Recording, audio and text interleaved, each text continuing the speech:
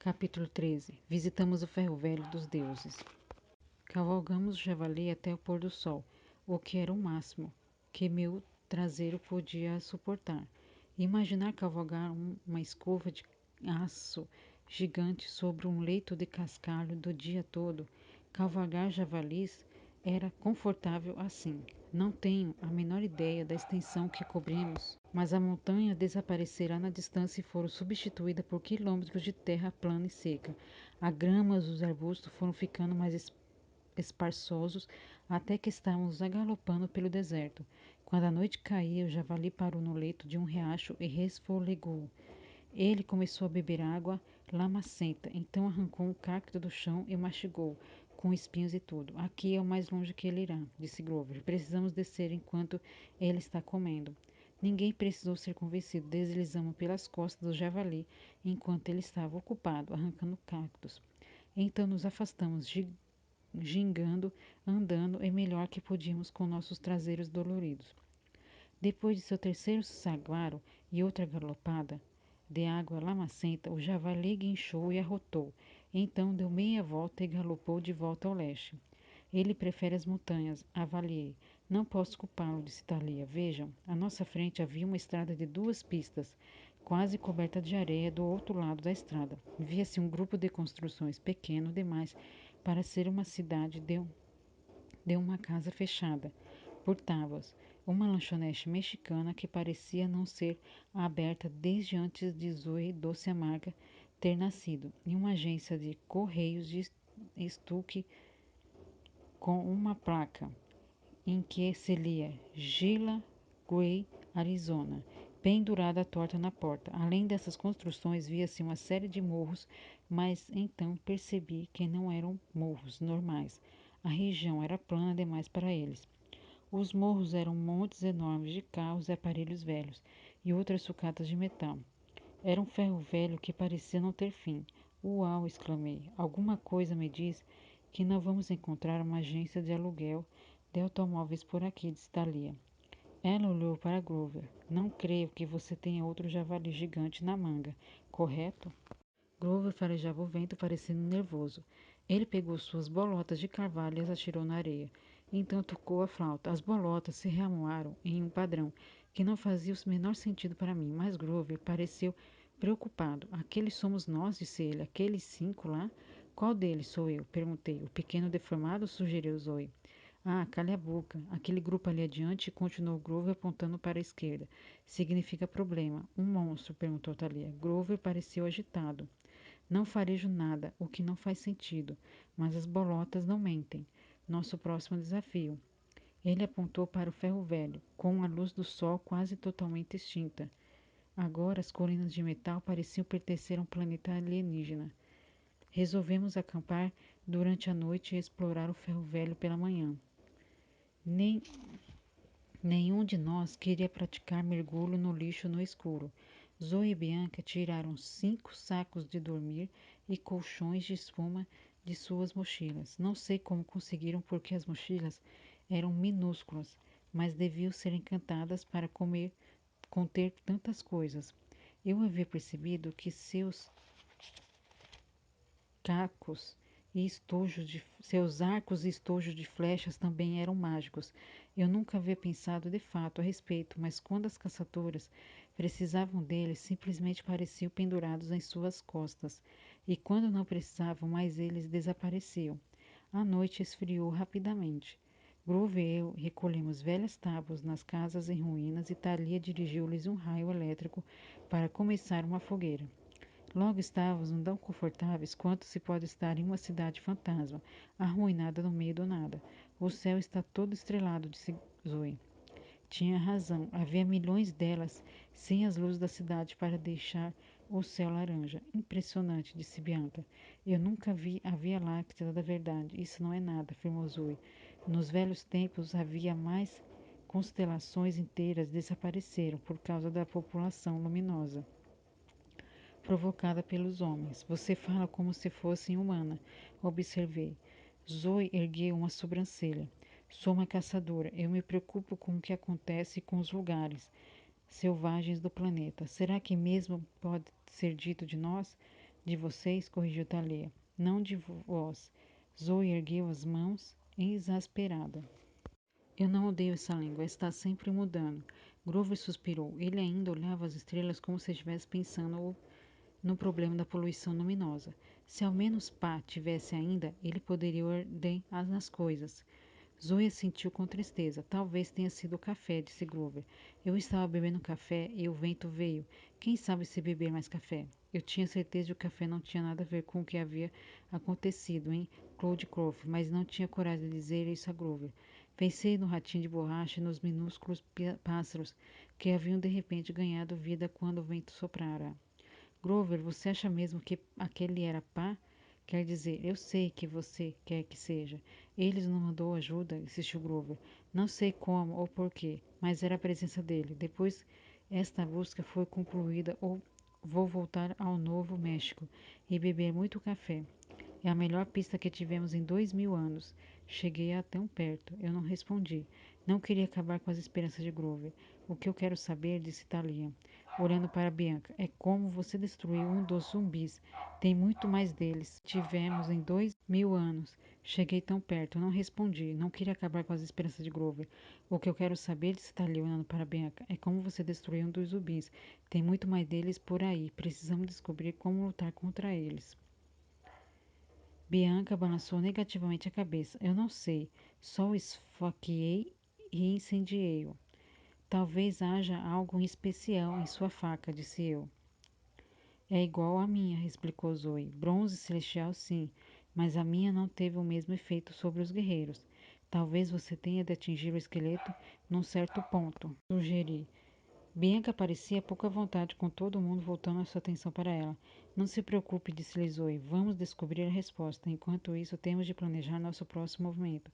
Quando sairmos deste ferro velho, devemos prosseguir para o oeste. Se conseguirmos achar uma estrada, podemos pegar uma carona até a cidade mais próxima. Acho que deve ser de Las Vegas. Eu estava prestes a protestar, dizendo que Grover e eu tínhamos tido experiências ruins naquela cidade, mas Bianca passou à minha frente. Não, disse ela, lá não. Ela parecia realmente apavorada, como se estivesse despencando da parte mais íngreme de uma montanha-russa. Zoe franziu a testa. Por que não? Bianca tomou fôlego. Acho que ficamos um tempo lá, Nico e eu, quando estávamos viajando e depois não consigo lembrar. De repente, algo terrível me ocorreu. Lembrei-me do que Bianca havia me dito sobre Nico e ela terem ficado algum tempo num hotel.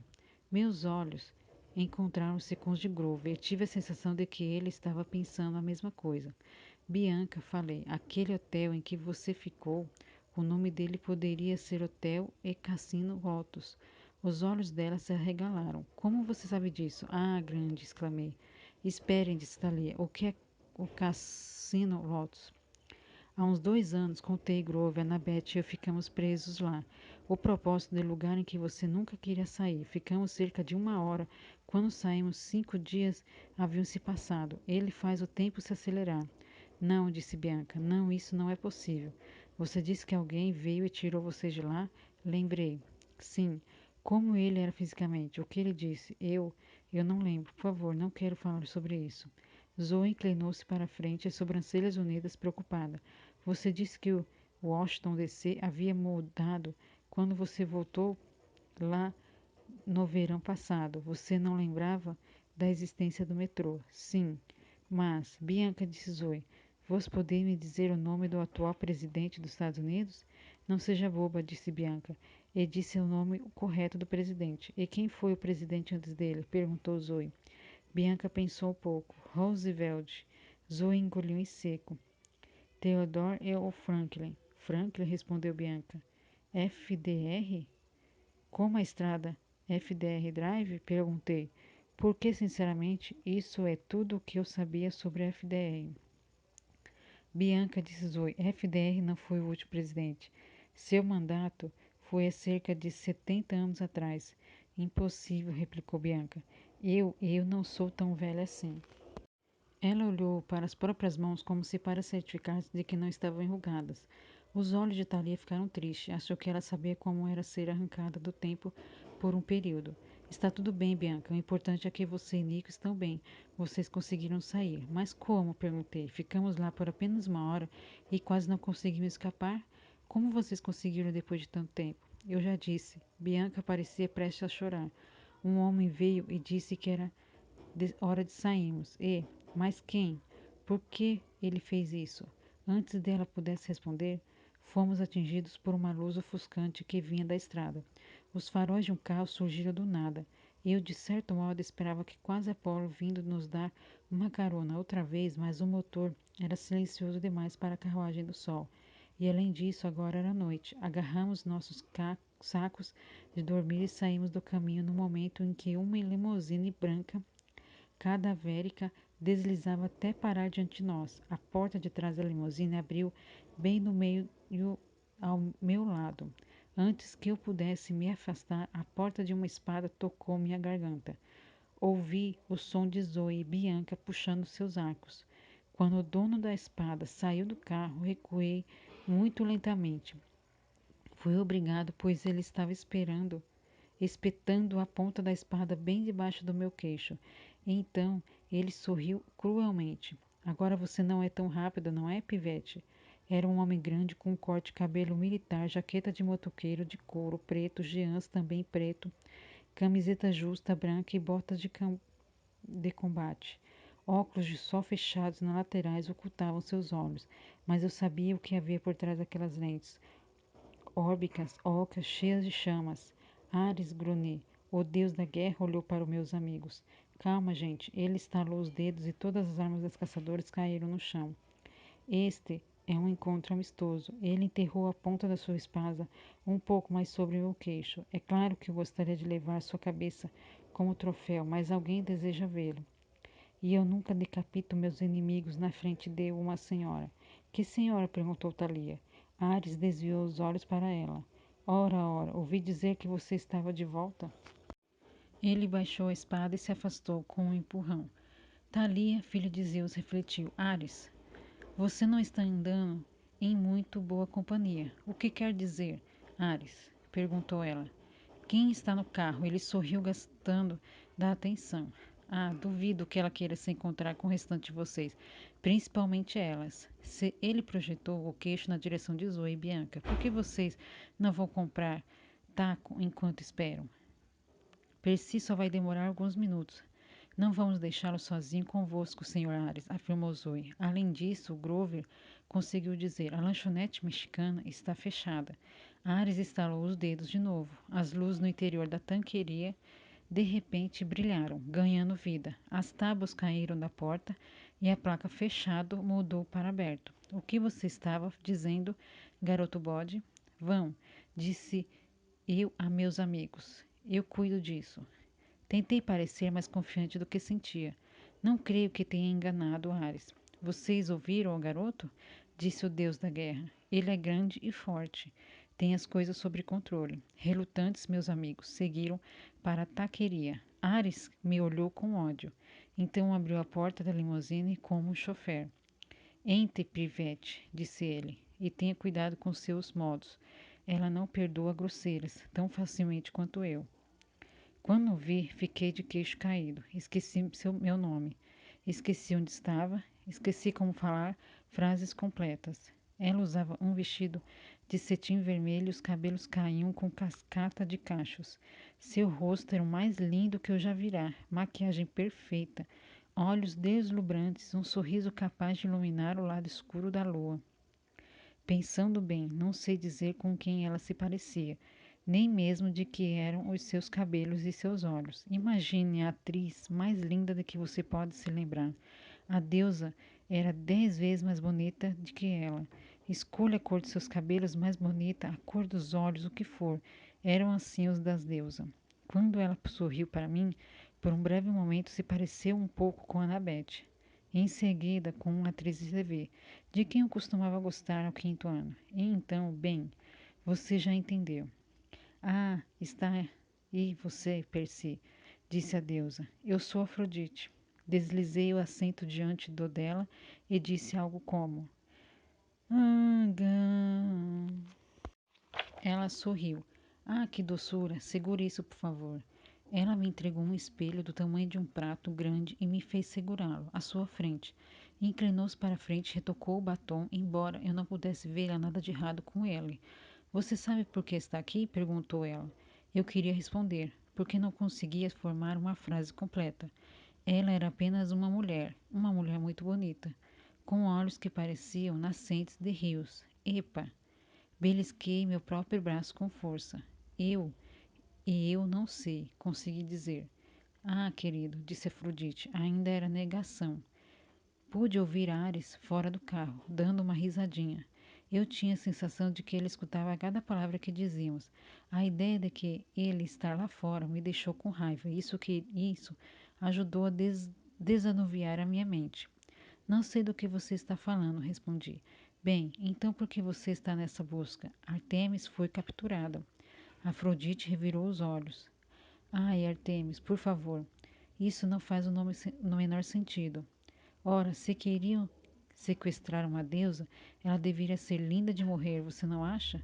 Tenho pena dos pobrezinhos que têm de manter Artemis prisioneira. Que tédio. Mas ela estava perseguindo um monstro, protestei. Um monstro muito, muito perigoso. Temos de encontrá-lo. Afrodite me fez segurar o espelho um pouco mais alto. Ela aparentemente havia achado um problema microscópico no canto do olho e retocou o rímel. Sempre um monstro, mas, meu querido Percy, esse é o motivo por que os outros estão nessa busca. Estou mais interessada em você. Meu coração bateu mais forte. Eu não queria responder, mas seus olhos arrancaram uma resposta de minha boca. Annabeth está em perigo. Afrodite iluminou-se. Exatamente, precisa ajudá-la, disse eu. Venho tendo uns sonhos. Ah, você tem sonha com ela?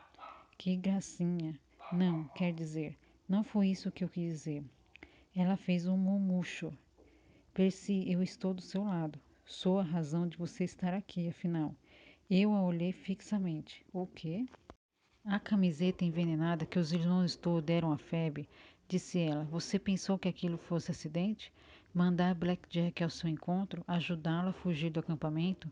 Você fez isso? É claro. Porque, sinceramente, como essas caçadoras são chatas. A procura pelo monstro, blá blá blá, salvar Artemis. Deixa continuar desaparecida, é o que eu digo. Porém, a busca do amor verdadeiro. Espere um momento, eu nunca disse. Ah, meu querido, não é preciso dizer. Você sabe que Annabeth estava prestes a se tornar uma caçadora, não sabe? Meu rosto ficou vermelho. Eu não tinha certeza. Ela estava prestes a jogar a vida dela fora. E você, meu querido, você pode salvá-la disso. E tão romântico. Ah, baixe o espelho, ordenou Afrodite. Eu estou bem. Eu não havia me dado conta de que ainda o estava segurando mas assim que o abaixei, percebi que meus braços doíam. Agora ouçam, Percy, disse Afrodite. As caçadoras são suas inimigas. Esqueça-as, assim como Artemis e o monstro. Isso não é importante. Concentre-se em encontrar e salvar Annabeth. Você sabe onde ela está. Afrodite fez um gesto de irritação com a mão. Não, não. Deixe os detalhes para você.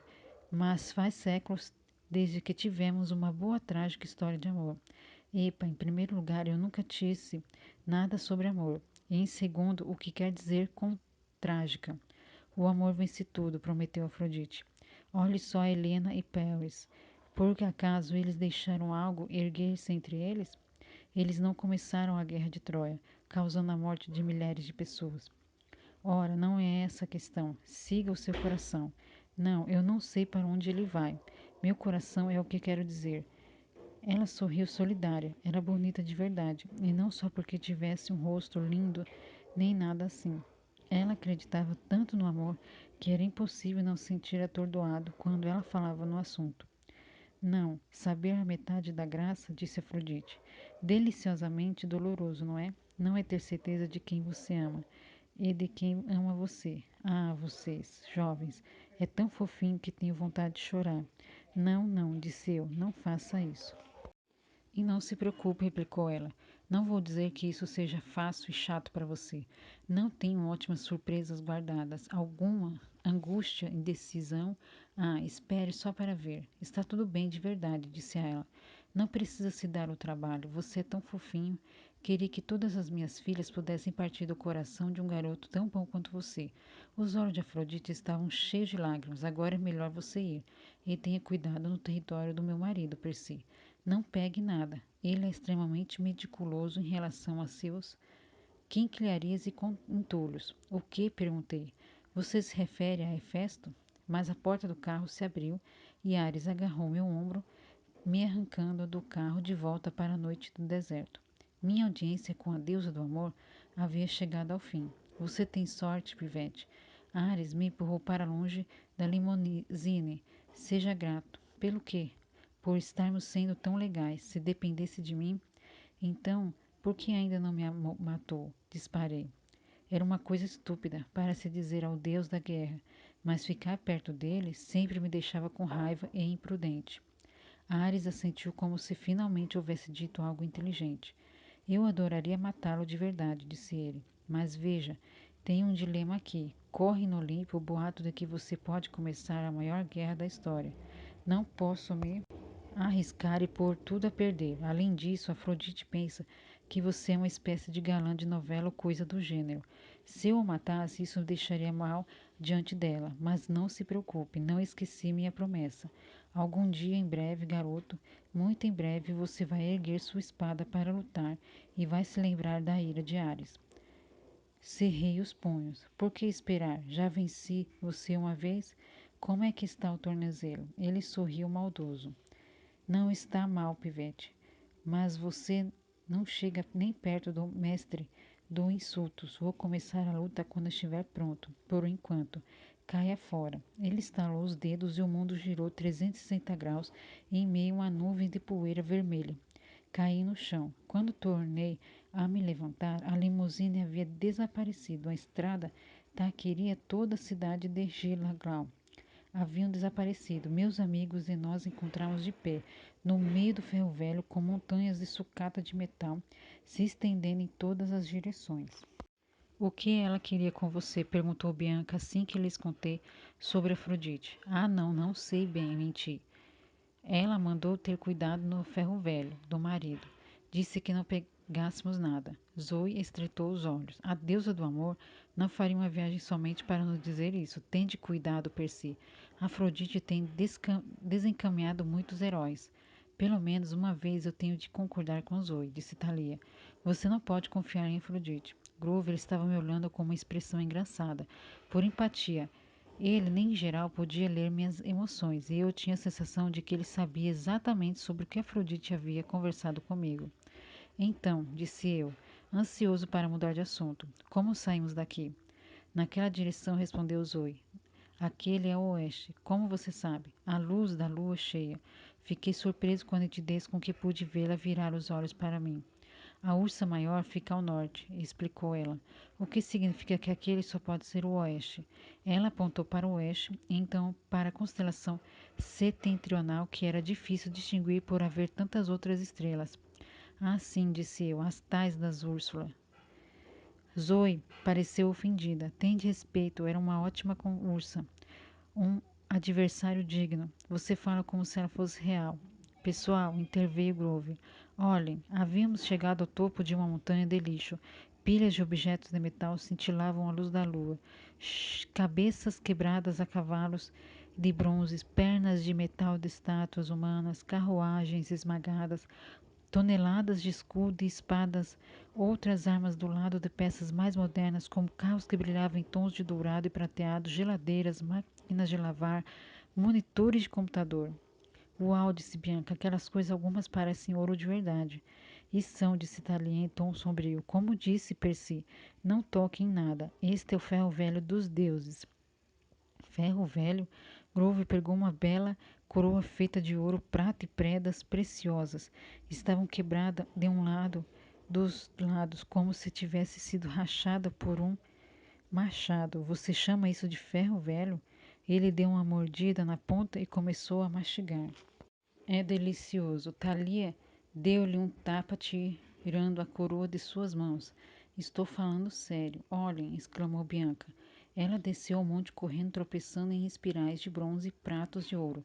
Pegou um arco que brilhava como prata ao luar, o arco de uma caçadora. Ela gritou de surpresa quando o arco começou a encolher e tornou-se um grampo de cabelo na forma de lua crescente. É igual à espada de Percy. O rosto de Zoe estava soturno. Deixa isso aí, Bianca, mas está aqui por uma razão específica. Qualquer coisa jogada fora neste ferro velho tem de ficar aqui. Está com defeitos ou amaldiçoado. Relutante, Bianca largou o grampo do cabelo. Não gosto desse lugar, disse Thalia. Ela apertou os dedos em torno da haste de sua lança. Você acha que vamos ter atacados por geladeiras assassinas? Perguntei. Ela me lançou um olhar severo. Zoe tem razão, Percy. As coisas são jogadas aqui por uma razão específica. Agora andem. Vamos atravessar o ferro velho. Já é a segunda vez que você concorda com Zoe. Murmurei, mas Thalia me ignorou. Começamos a traçar nosso caminho por meio de colinas e vales de lixo.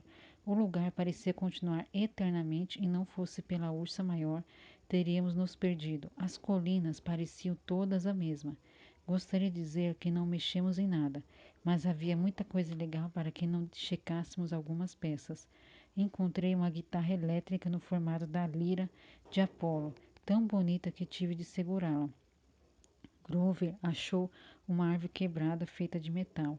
Ela havia sido partida em pedaços, mas alguns galhos ainda tinham neles pássaros de ouro que se agitaram tentando bater as asas. Quando Grover os pegava, finalmente avistamos a extremidade do ferro velho, quase 1 quilômetro à frente, e as luzes de uma estrada que se estendia pelo deserto. No entanto, entre nós e a estrada, o que é aquilo? Arquejou Bianca. À nossa frente havia uma coluna bem maior do que as outras. Era como um prato de metal, da extensão de um campo de futebol e da altura das traves do gol do futebol americano. Numa das extremidades do prato via-se uma série de 10 grossas colunas de metal, bem juntas uma da outra. Bianca franziu a testa.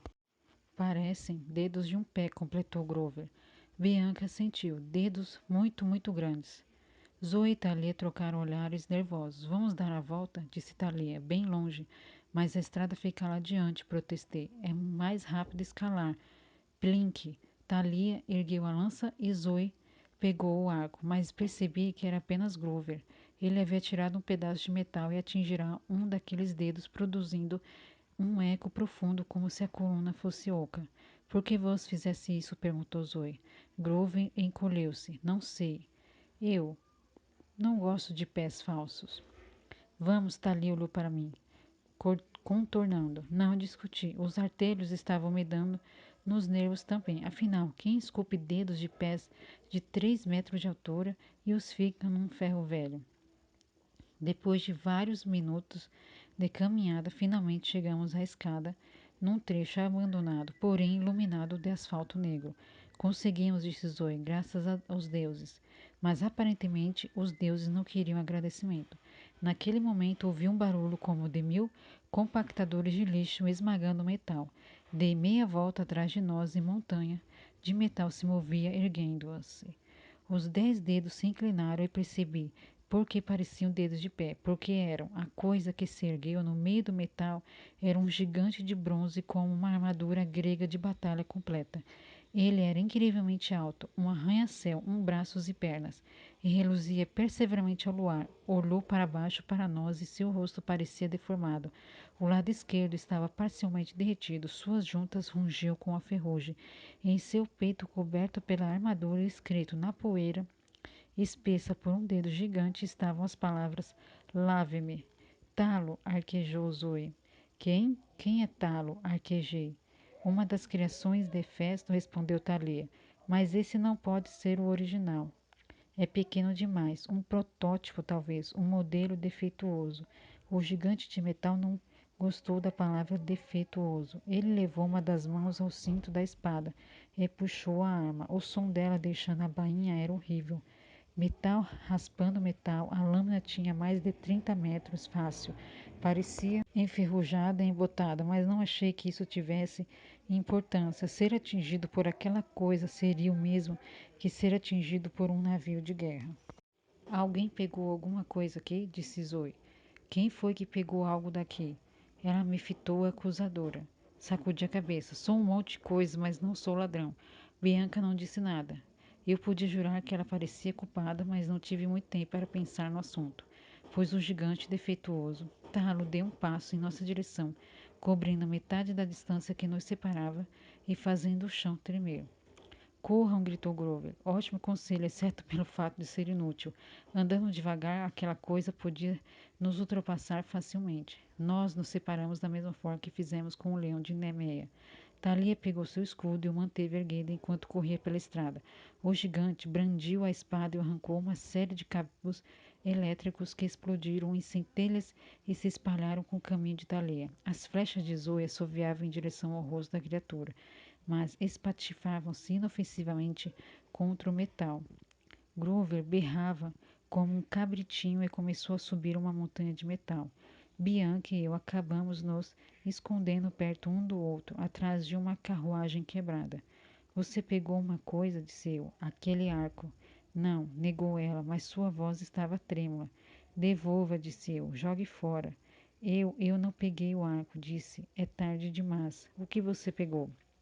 Antes que ela pudesse responder, ouviu um estrondo metálico e uma sombra surgiu no céu. Mexa-se, desci correndo ao morro. Bianca me seguindo de perto no momento em que o pé do gigante abria uma cratera no chão onde estiveramos nos escondendo. Eita-lo! Gritou Grover. Mas o monstro ergueu a espada, olhando para Bianca e para mim. Grover tocou uma breve melodia em uma flauta, mas adiante da estrada os fios elétricos começaram a dançar. Compreendi o que Grover ia fazer em uma fração de segundo antes que acontecesse. Um dos seus postes elétricos, com os cabos ainda presos a ele, voou na direção da perna de Talo, prendendo-se a sua panturrilha. Os cabos faiscaram e enviaram um choque elétrico pelo corpo do gigante. Talo gritou, o corpo tangendo e lançando faíscas. Grover havia nos dado alguns segundos de vantagem. Venha, chamei Bianca, mas ela permanecia imobilizada. Então tirou do bolso uma pequena figura de metal e a estátua de um deus. Era para Nico. Era a única estátua que ele não tinha. Como é que você pode pensar em mitomagia numa hora dessas? Perguntei. Havia lágrima em seus olhos. Ponha no chão, disse eu. Talvez o gigante nos deixe em paz. Ela largou relutante, mas nada aconteceu. O gigante continuava atrás de Grover e enfiou a espada num morro de lixo. Entra no Grover por pouco, mas lançou uma avalanche de pedaços de metal sobre ele, e então não pude mais vê-lo. Não, gritou Thalia. Ela apontou a lança, disparando um arco azul de raios que atingiu o monstro no joelho enferrujado, fazendo-o vigar-se. O gigante desabou mais imediatamente. Começou a se levantar outra vez. Era difícil dizer se ele podia sentir alguma coisa. Não havia emoções em seu rosto, meio derretido, mas eu tinha a impressão de que era tão imperturbável quanto um guerreiro de metal. Da altura de um edifício de 20 andares poderia ser. Ele ergueu o pé para dar um passo e via que a sola era desenhada como a base de um tênis. Havia um buraco no calcanhar, como um grande poço de inspeção, e via-se palavras vermelhas pintadas em torno dele, que só consegui decifrar. Depois que o pé baixou para manutenção apenas, hora das ideias, disse eu. Bianca me olhou nervosa. Qualquer coisa. Eu lhe contei sobre a portinhola de manutenção? Deve haver uma maneira de controlar essa coisa. Interruptores ou coisa assim. Vão entrar nele. Como? Você vai ter de ficar debaixo do pé dele. Vai ser esmagado. Distraia-o, disse eu. Só vou precisar calcular bem o tempo, Bianca. Trincou o maxilar. Não, eu vou. Você não pode. É nova nisso. Vai morrer. É minha culpa o moço ter vindo atrás da gente, disse ela.